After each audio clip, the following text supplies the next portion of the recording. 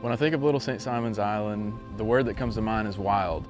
This is an unbelievable resource that we have. It's one of my favorite places in the world. It has that power. When I'm here, I feel like I can breathe more deeply.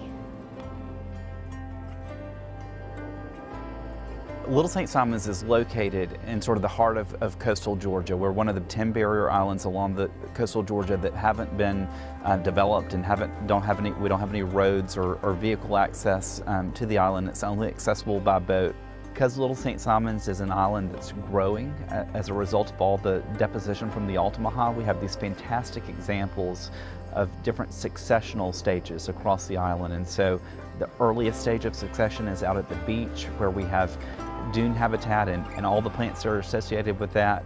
Coming inland from that, we get these really fantastic early successional grasslands. Coming inland from that, we have our old growth / pine woodlands, and then we have one of the best examples of old growth live oak maritime forest anywhere in the southeastern United States. Georgia's coast hasn't seen the development that states like South Carolina and Florida have seen. And so we are in a very unique situation here in Georgia to have a resource that is unmatched anywhere on the East Coast and potentially even anywhere in the United States. We also have 33% of the remaining salt marsh in the eastern United States, which is huge. Little St. Simon's Island is unique because historically it's had so little impact from human development, human settlement. So that just means that the ecology here is very intact, and that leads to a great diversity of wildlife.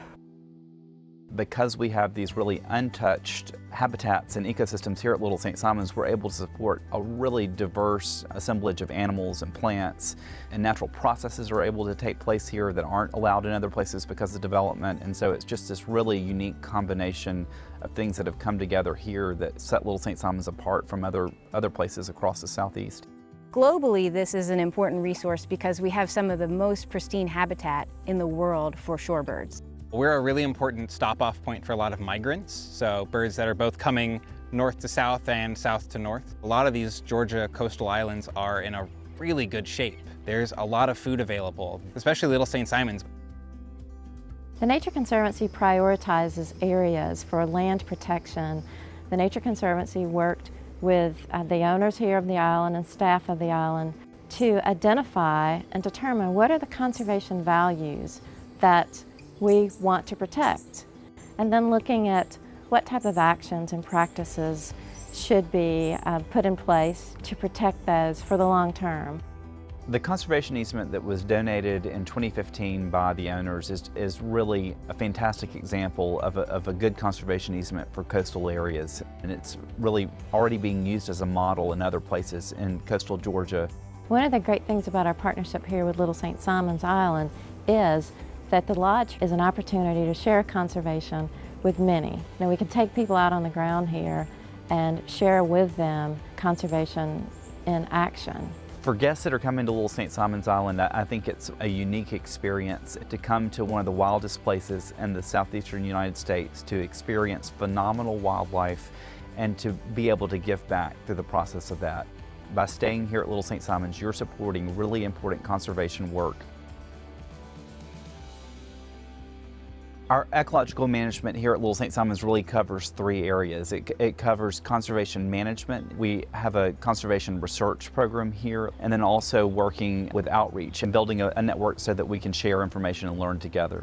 We have a team of naturalists who take our guests out on guided excursions and do a phenomenal job of not only getting folks out on the island to experience different activities, but also giving them a great knowledge of this ecosystem.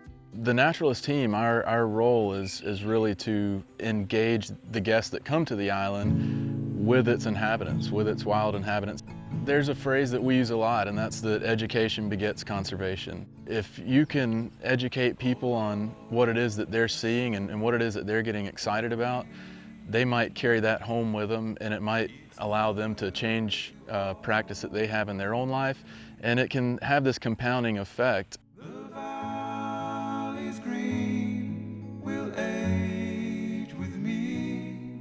Its dirt will shine and linger. We've all heard the term think globally, act locally, and the Georgia coast is the perfect place to be able to do that. The beauty of our guest stays here is that they get a great, memorable experience, but they also are contributing to conservation of the island and the research work that we're doing here that's so important. By choosing to come to Little St. Simons for your trip, you're supporting conservation. So even by selecting this place as a destination, you're helping. Without the guest program, we wouldn't be able to continue funding the level of research and conservation work that we're doing.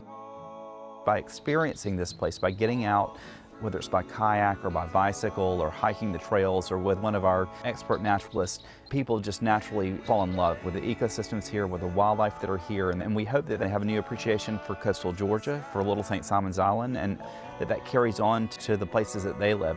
Our goal is to get people engaged in conservation here so that they're becoming more engaged in protecting special places across the country and across the globe.